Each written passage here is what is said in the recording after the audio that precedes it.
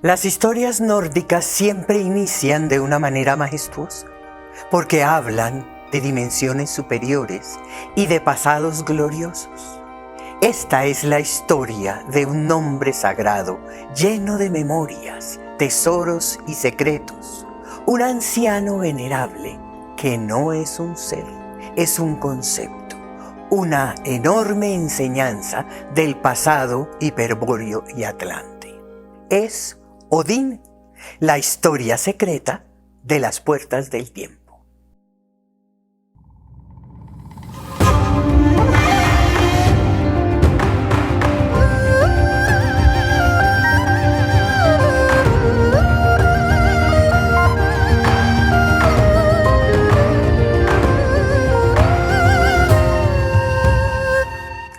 Hola amigos, soy Irene Robledo Strauss y ha llegado el momento de recuperar la memoria.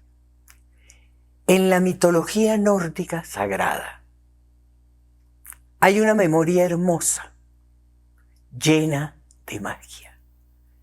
Pero quiero hacer un poquito de hincapié y aclarar un poco la mitología nórdica. Nosotros pensamos que estamos hablando de las Islas Británicas, obviamente de Islandia, del norte de Europa, de Escandinavia. Pero esa mitología nórdica es todo ese espacio de islas y de continentes alrededor del Polo Norte. Entonces aquí tenemos que incluir a Canadá, a Asia, a Rusia. Toda esa mitología nórdica sagrada está llena de magia, está llena de vórtices de tiempo, de planos, de dimensiones, de carros aéreos, de una tecnología absolutamente milagrosa del pasado que se confundía con esa magia con facultades. Es una memoria de evolución espiritual y de evolución material. Ahí está el nombre de Odín, la historia secreta de las puertas del tiempo.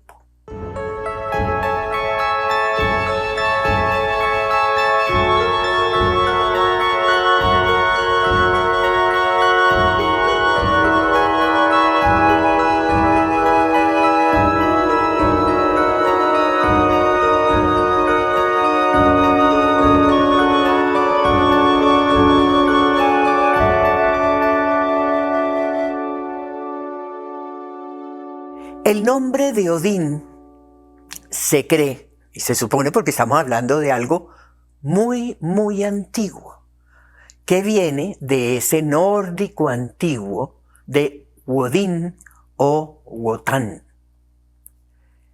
con ese plural también sagrado de los Wotan, como cuando se habla de los Elohim. Y Odín simplemente, sencillamente, es una memoria, además de muy, muy antigua, muy vieja. Es una memoria misteriosa, que tiene milenios de tradición de labios a oídos, de tradición oral y ya de tradición escrita, más o menos un milenio. Y aquí hay que hablar de Snorri Sturluson, un islandés del siglo XIII,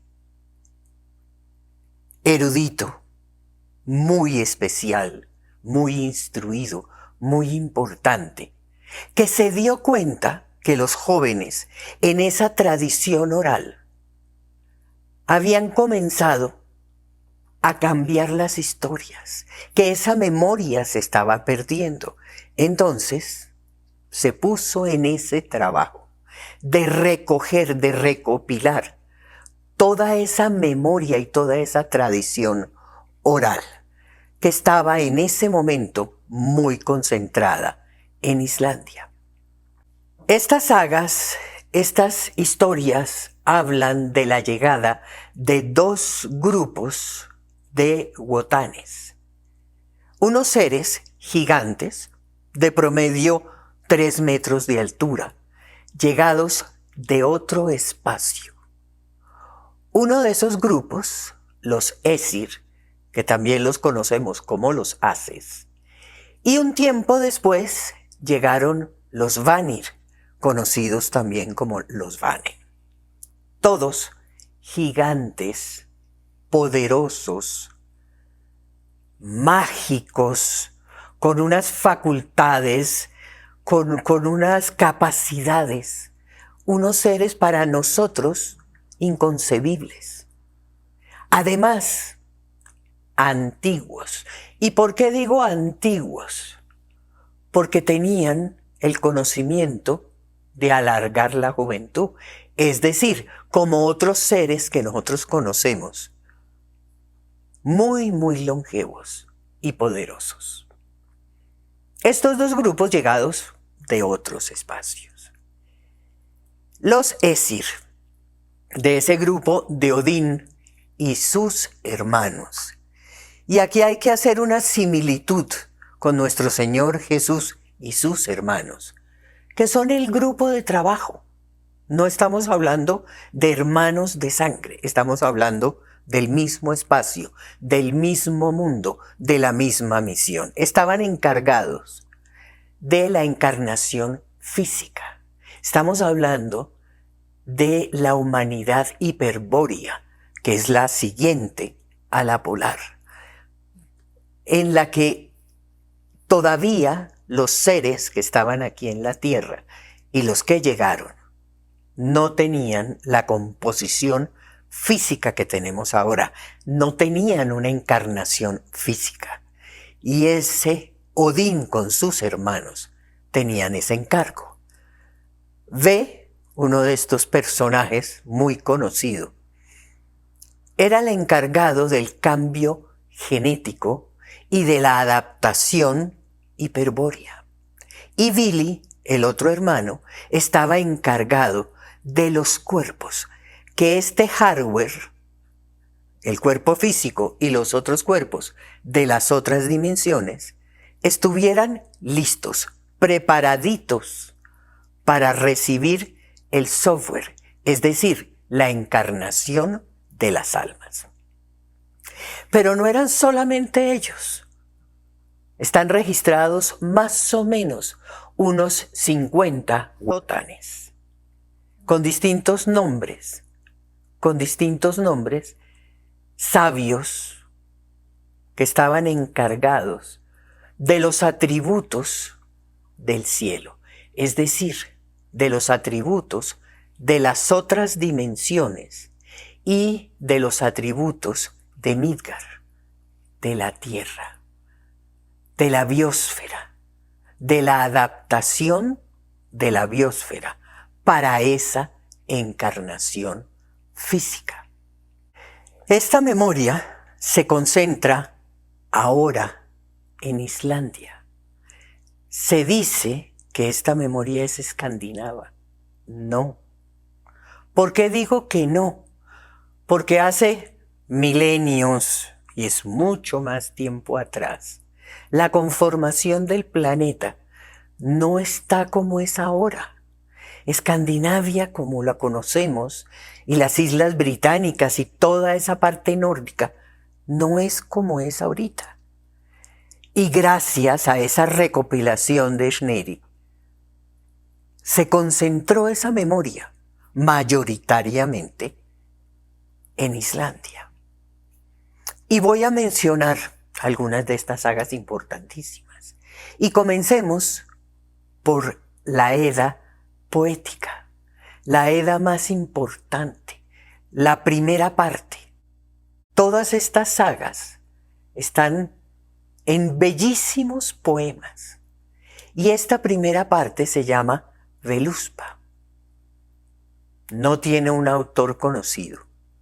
Se cree que es del año 1000 y que está llena de claves, de secretos, de misterio. todas las historias son absolutamente extraterrestres, totalmente alienígenas. Después sigue la Edda prosaica, escrita por Snorri Sturluson. Esta Edda, de alguna forma, amplía la poética y completa toda esa historia. Hay que mencionar una saga que se llama la saga Ynglinga. Es la historia de un gigante, también enorme, no solamente de estatura, de conocimientos, de capacidades, Atlante, ya brincamos de humanidad. Un gigante llamado Egir, que en la saga está calificado, curiosamente, como un poco tontiaco, como un poco insuficiente con respecto a esos gigantes venidos de otros espacios anteriores. Y hay que mencionar la saga Heimskringla. ¿Por qué hay que mencionar esta saga? Porque se habla como si fuera de una sola, pero hay una recopilación de varias dentro de esta saga. Eso por un lado. Y por otro lado, habla de unos reyes, de unos Vanir gigantes, impresionantes. Reyes como predecesores de los mismos distintos reinados del planeta, pero más importante aún que esas monarquías, predecesores de distintas civilizaciones alrededor del planeta. Y estas sagas hablan de que esos Vanir llegaron por la ruta o por la puerta de Venus. Lógicamente que no hablan de ella como Venus, pero es Venus. Se ha logrado establecer eso, de acuerdo a las narraciones. En ese momento, a nivel cósmico, ¿qué podemos pensar de esa ruta de Venus? ¿Será que más adelante, el día de mañana, cuando nosotros lleguemos allá, vamos a encontrar una estación, un puerto, construcciones, igual como ya ocurrió con la Luna y está ocurriendo con Marte? Seguramente sí. Ahora, hay una cosa que hay que tener en cuenta en todas las historias nórdicas. Y es que en estas historias se ven 4 aspectos absolutamente claros. El primero, que hay una tendencia en el universo, que hay una tendencia en el cosmos de una siembra, de mover la vida, de unos personajes encargados de esa vida en distintos sitios de ese infinito universo. Y eso es un aspecto clarísimo en las sagas. El segundo punto, están reflejados, están narrados una serie de hechos, una serie de circunstancias, de humanidades y de civilizaciones. Tercer punto, esa repetición en nosotros los seres humanos multidimensionales, lo que ocurre en el cosmos. Como es arriba, es abajo. Y como cuarto punto, esa técnica de unos resúmenes, de unas síntesis de esas historias habladas, como una manera de guardar esa memoria. Es esa técnica de esos versos que resumen un mundo enorme. Y precisamente por eso es que cada historia, cada cuento guarda un secreto, una instrucción, una memoria. Y siempre que nosotros revisemos una saga, revisemos mitología, tenemos que tener en cuenta esos 4 aspectos. Son fundamentales. Y también,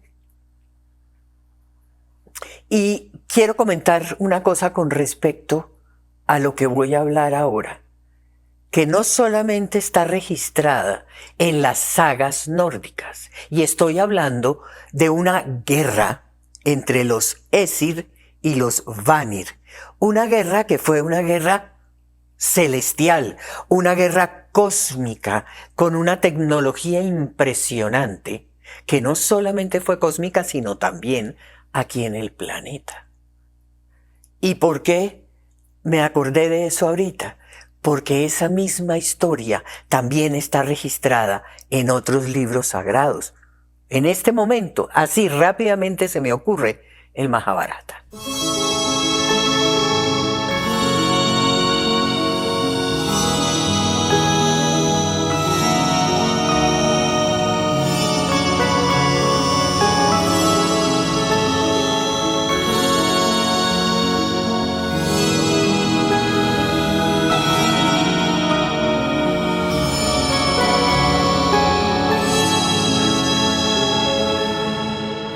Queridos amigos, este es un tema gigante. Es un tema lleno de nombres, con mucha memoria, donde todo queda pendiente. De Odín, de los Æsir o de los Wotanes. Hay historias enormes, muchísimas. Miren, unas que se interpretan ahí entre líneas. Uno logra ver cositas, entender cositas. Y hay otras que son absolutamente literales. Hay unas narraciones de unos fenómenos, de otras realidades. Fenómenos inexplicables, pero que están ahí, son reales. Y las narraciones son literales. Ahí se habla de Asgard, el lugar de los Odines, mencionado como una de las 9 esferas de ese árbol de Yggdrasil. Y se menciona como un mundo absolutamente sobrenatural, un mundo de las dimensiones superiores. Hablan de todo tipo de fantásticas construcciones y especialmente de una muralla incompleta, donde ahí donde la muralla está incompleta, se entiende que son entradas, que son vórtices, que son puentes interdimensionales. Dentro de toda esta historia nórdica, de toda esta mitología nórdica, hay que hacerle un reconocimiento y hay que hablar de Snorri Sturluson, que hizo esa recopilación, que escribió ese resumen, que recogió toda esa tradición. Pero también hay que decir que aunque escribió mucho e hizo un trabajo valiosísimo, hay muchas cosas que no las entendió, que no entendió el fondo de esas sagas y de esa tradición oral, que tampoco entendió mucho el centro de toda esa memoria. Suponía muchas cosas, pero no sabía de la mejora genética. No entendió tampoco de la gente de afuera. Estamos hablando de un personaje del siglo XIII. Tampoco entendió lo de las dimensiones, los vórtices, tampoco lo del secreto del centro de la Tierra, aun cuando lo escribió. Ni entendió los niveles, ni los sitios, ni los templos, ni las ciudades sagradas. Pero hizo un trabajo maravilloso. Por ejemplo, en estas sagas se habla del palacio plateado de Odín y está perfectamente descrito en las sagas. Ese palacio tenía el nombre de Valaskauf. Curiosamente, Valaskauf era una nave resplandeciente de plata, con una especie de vidrio plateado que permitía la visión a otros planos, a otras dimensiones. Inclusive dentro de las historias narradas en estas sagas, en ese palacio plateado de Odín, en ese Valaskauf, estaba el gran trono de honor, el Jinskag. Y desde ese trono de honor se podía ver los 9 mundos. Inclusive desde ese trono se podía ver la mente del ser humano o de un grupo humano. Y se me viene a la cabeza todo eso que todos conocemos, de las apariciones de naves, de ovnis, donde los carros no se pueden mover, los aparatos se apagan. Si logramos tomar una foto, la foto desaparece del celular. Entonces, aquí ya había ese tipo de narraciones en estas historias. También se habla de una lanza Quan Nish, una lanza que tenía el poder de mover la tierra de varias formas. Y cuando uno está leyendo, uno piensa que es un arma muy sofisticada y de pronto que eso no es un arma, pero después como que concluye que sí.